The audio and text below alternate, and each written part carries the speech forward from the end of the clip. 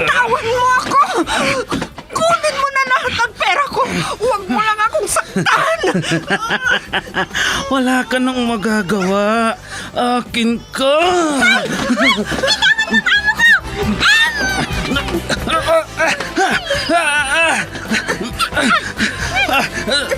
Sino kang pumulupot sa likod ko? Bumaba ka dyan.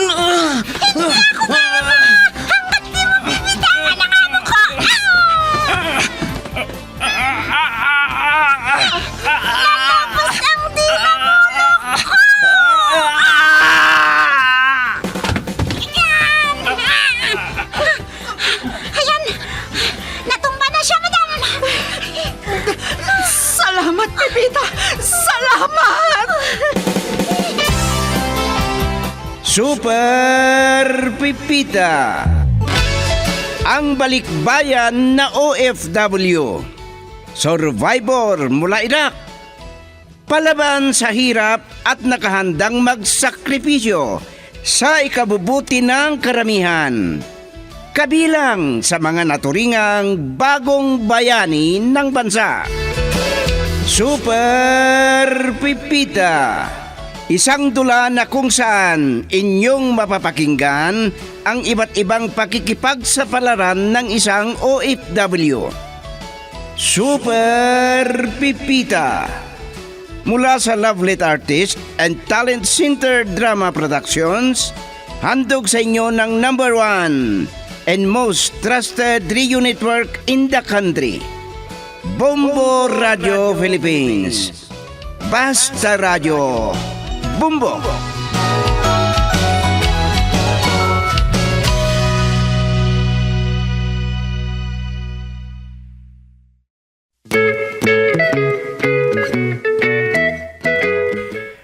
Mula sa Lovelet Artist and Talent Center Drama Productions, ihandog sa inyo ng #1 and most trusted radio network in the country, Bombo Radio Philippines, ang unang yugto ng isang linggong kwento na ating pinamagatang Hay Nako, Balae, Over Disqualified.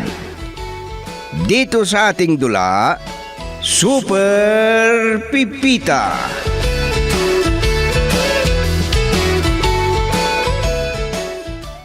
Electrical engineering pa lang natapos mo, Alexis. Tapos, nagtatrabaho ka sa bangko? Oo.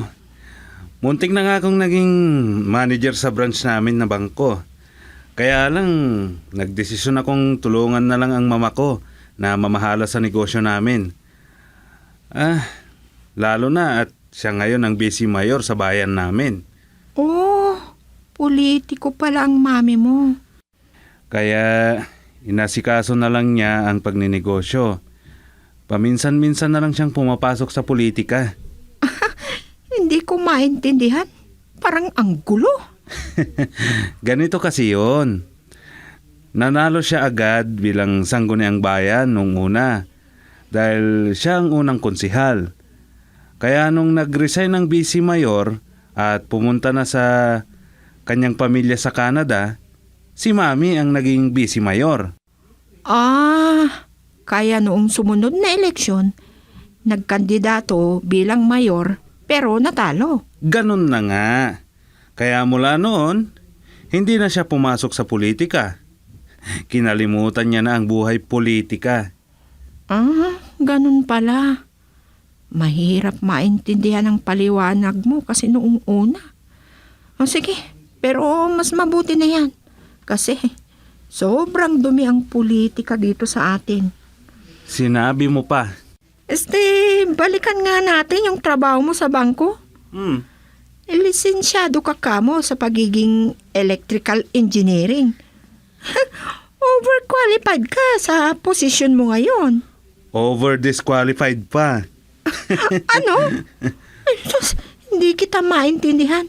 Meron bang ganyan? Over-disqualified? Bago yan sa akin Ang ganda pala ng mukha mo pag tumawa ka.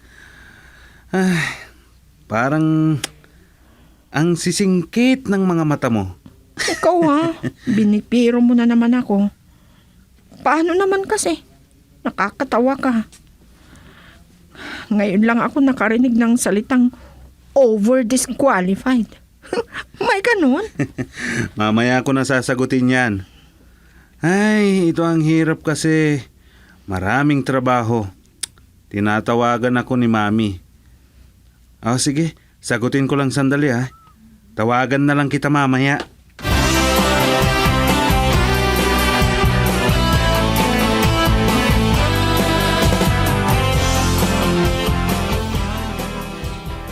Bakit kasi hindi ka pa umuwi? Umalis ng mga investor. Di na nakapaghintay. Babalik na lang daw sila ulit kasi uuwi na sila sa Cebu. Sino kasi ang mga investor na yon, Mami? Siyempre, negosyante. Milyonaryo daw ang asset nila. Ibig niyong sabihin, mga lalaki sila? Kasi sabi niyo, milyonaryo. Kung mga babae, sana milyonarya. Hindi ko alam. Siguro, ang gagwapo nila. Ano? Kaya pala. Kasi ang mga gwapo, Mami, na tulad ko, laging busy. Ay, nako.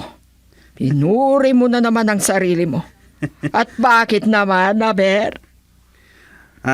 Mamaya ko na sasagutin yan, Mami. May gagawin pa ako. Busy ako. Ay, nako. Ikaw talaga. Naalala ko tuloy ang daddy mo. Pareho kayong mapagbiro. Natural, Mami. Kasi mag-ama kami. Alangan namang magkaiba kami.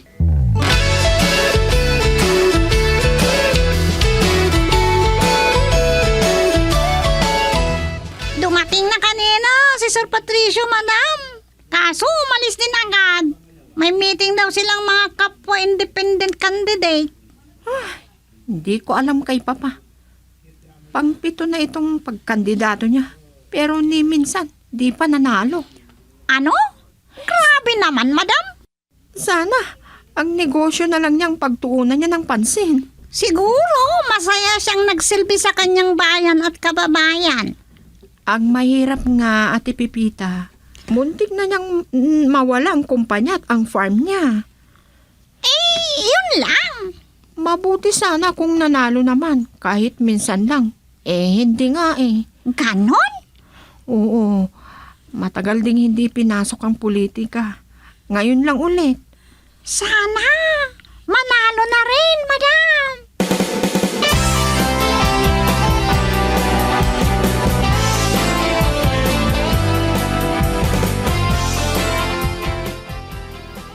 Papa, anong oras kayo uuwi? Baka gabi na. Hinihintay pa namin ang master list na pinakuha ni attorney sa kandidato namin sa pagkabisi mayor. Meron din pala kayong kandidato sa pagkabisi mayor. Ibig sabihin yan, may partido na kayo? Wala kaming partido. Independent kami. Wala kaming partido. Wala rin kaming kandidato para mayor. Ano? Ay, ang gulo ninyo. Ako nga ang gusto nilang kakandidato para mayor. Pero ayoko. Sabi ko kay attorney Palpalatok, siya na lamang. At ako ang bise. Ayaw naman niya. Bakit naman? Ayaw daw niyang matalo. Ano? Ay, ano ba yan? Kasi alam naman niya na hindi naman mananalo. Ano?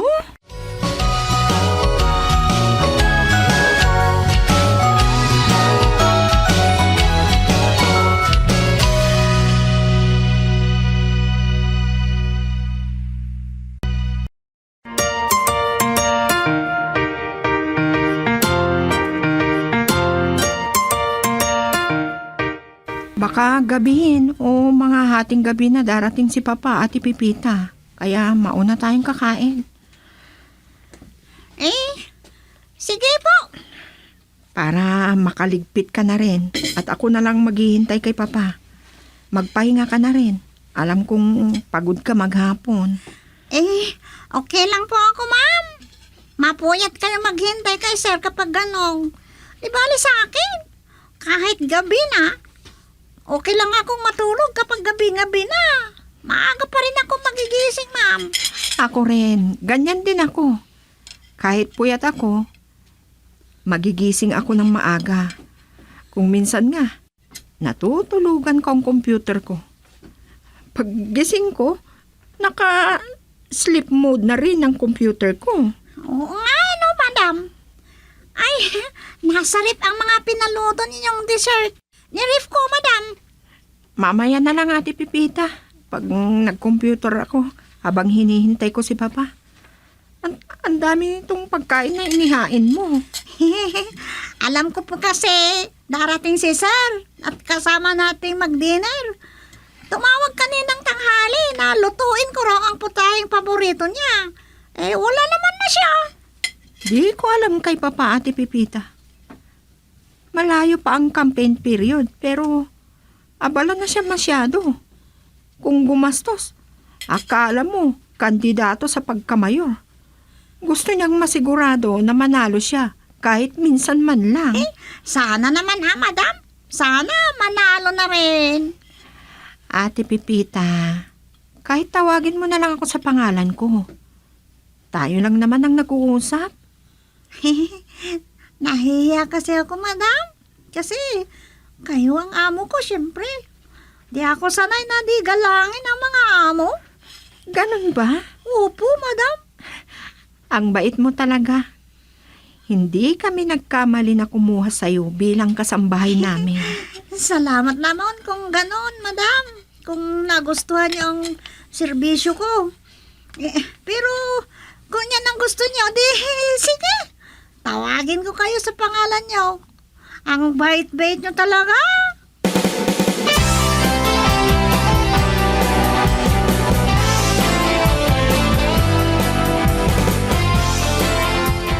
Ano ka ba naman, Alexis? Katatapos mo lang mag-dinner, computer na naman ang inaatupag mo. Ihahanda ko lang ang isang feasibility study sa project proposal, Mami, para sa mga investor. Di natin alam kung kailan sila babalik. Baka matapos ng eleksyon.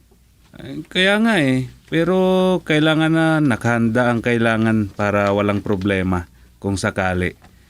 Alam nyo naman na laging busy ang mga gwapo na kagaya ko, Mami. Nandyan ka na naman. Pinupuri mo na naman ang sarili mo. Hintayin mo naman ang iba na pumuri sa'yo. Kung magsalita ka, akala mo super gwapo ka. Hanggang ngayon, wala ka pang ipinapakilalang girlfriend. Malapit na, Mami. Laging ganyan. Malapit na. Malapit na. Pero hanggang ngayon, wala pa naman. Nag-aalala ako. Tumatanda ka ng binata. Kahit na matandang binata ako na makapag-asawa, Mami, kung makapangasawa ako ng maganda na 18 years old, ay sus, kinabukasan ng kasal, maghahanap na yun ng bunga ng mangga. Ikaw talagang bata ka. Lagi mo akong binibiro. Ay, inaantok na ako. Mauna na akong matutulog. Maaga pa akong papasok sa opisina bukas.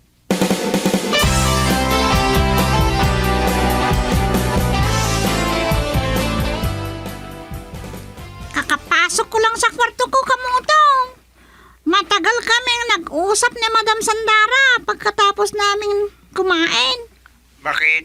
Ang amo mong lalaki, hindi nyo kasabay kumain? Wala pa siya. May meeting daw sila ng kapwa-kandidato. Kandidato para mayor, gobernador, congressman, senador? Sangguniang bayan lang. Ganun ba? Talagang panahon na ng politika. Ay, nako. Kandidato pala yung amo mong lalaki. Mag-ingat ka. Maraming salamat, kamutaw. Peaceful daw ang eleksyon dito. At isa pa, di naman ako lumalabas. Kung lalabas man ako, pumunta lang ako sa palengke. O kung ano. Kumusta naman kayo dyan, Nicolas? Pugi pa rin. Hindi. Ibig ko sabihin, mabuti lang naman. Kaya lang, medyo natagalan kaming nag-usap kanina. Mabuti at sinundo ng asawa niya. Ay, siyempre gabi na. Lalo na kung di pa sila kumakain.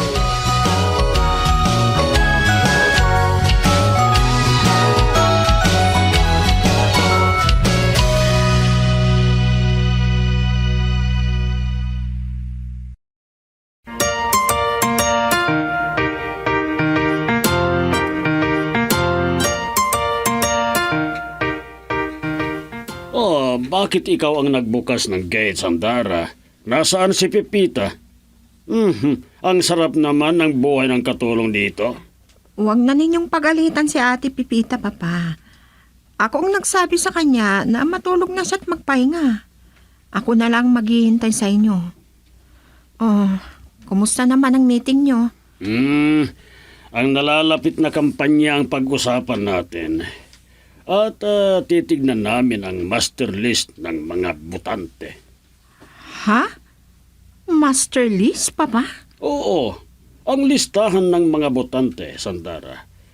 Trabaho din ng mga leader na magmarka sa mga mabibigyan. Naku, Papa. Bawal ang bibili ng boto. Baka mahuli kayo. Makasuhan kayo niyan.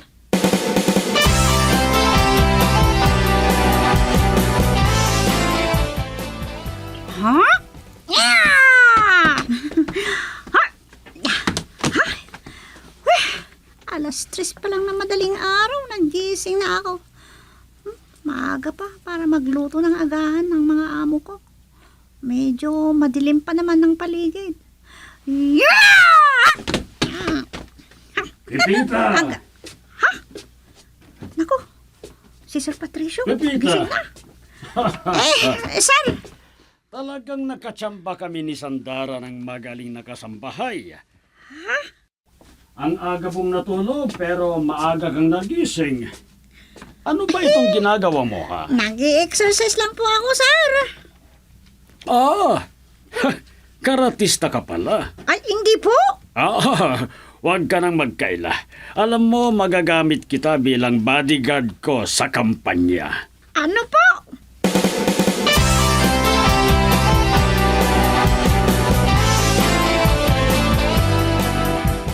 Hello? Oh, magandang umaga din sa iyo, Busy Mayor. Attorney pa lang ka mo? Pero dyan din ang patutunguhan, attorney. Oh, baka di ka na nakakatulog niyan. Relax lang. Kaya nga, ilang buwan na lang, kampanya na. Oo nga, nabalitaan ko din yan. Nagbibigay na daw sila ng tig-1,000 bawat botante. Kaya natin yan, attorney. O pwede naman tayong magbigay ng ayuda. Oo. Okay, sige. Ako na lang ang tatawag sa'yo. Bye.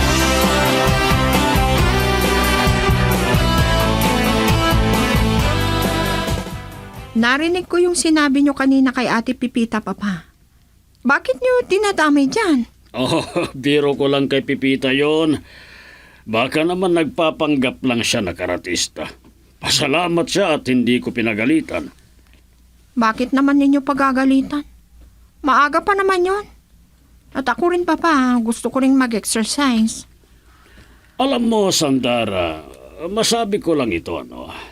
Noon, may sexy na muntik ko ng maging kasintahan.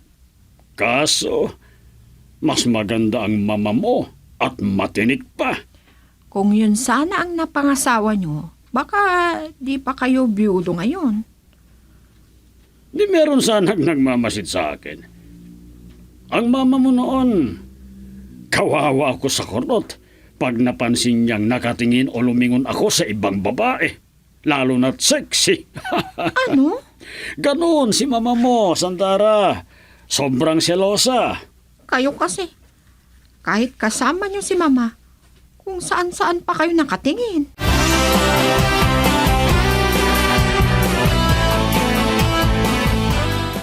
Wala ka ng problema kay Papa Ate Pipita. Nakausap ko na. Alam ko naman, biro lang niya yun. Mabait at sikat na negosyante ang papa niyo. At saka, wala naman siguro masamang mangyari sa kanya. Kasi sa pakiramdam niya, kandidato siya sa pagkamayor.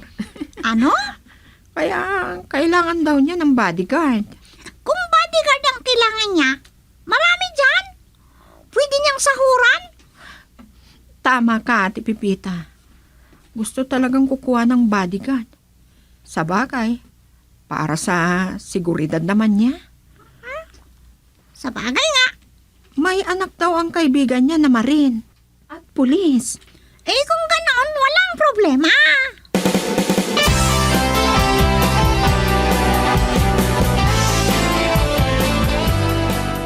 Ano ba naman si Sir Patricio? Alam ko naman na biro lang niya yun. Paano naman na magiging bodyguard ako, babae ako? At isa pa, katulong ang in-applyan ko dito.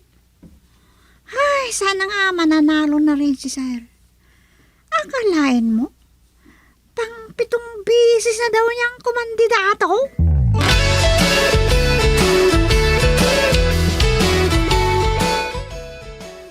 Ngayon ko lang mapagtanto. Halos magkapangalan pala tayo. Alexander ang tunay kong pangalan. At ikaw, Alessandra naman. Oo. Sandara lang ang palayaw ko. Sikat kasi ang pangalan na yan ng isang Korean actress. Kung ganon, bagay tayo, Sandara. Baka soulmate tayo. Hoy, ano yung pinagsasabi mo? Binibiro mo na naman ako. Sabi nga ng mami kahapon, nalampasan ko na ang numero sa kalendaryo. Wala pa raw akong nobya o kasintahan. Ganun ba? Sabik na yata ang mami na makita ang magiging apo niya. Kaya ipapakilala kita na nobya ko. Ano? Ipapakilala mo ako na... Ano ko? Okay ka lang? Iyan ang nagugustuhan ko sa'yo. Alam mong makipagbiruan. Alam ko naman na binibiro mo ako. Paano kung hindi biro? Totohanan na.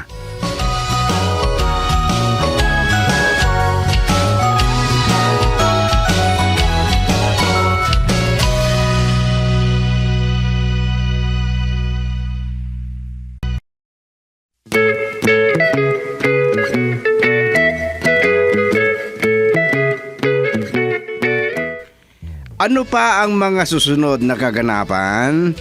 Mga kaibigan, pakinggan bukas ang karugtong ng isang linggong kwento na pinamagatang Hay nako balay, over disqualified. Dito sa ating dula, Super Pipita. Isinulat para sa radyo ni Delfin Dumayas at sa direksyon Leti Astudillo Aquino. Inihahandog sa inyo ng number 1 and most trusted radio network in the country, Bombo Radio Philippines. Basta Radio, Bumbo!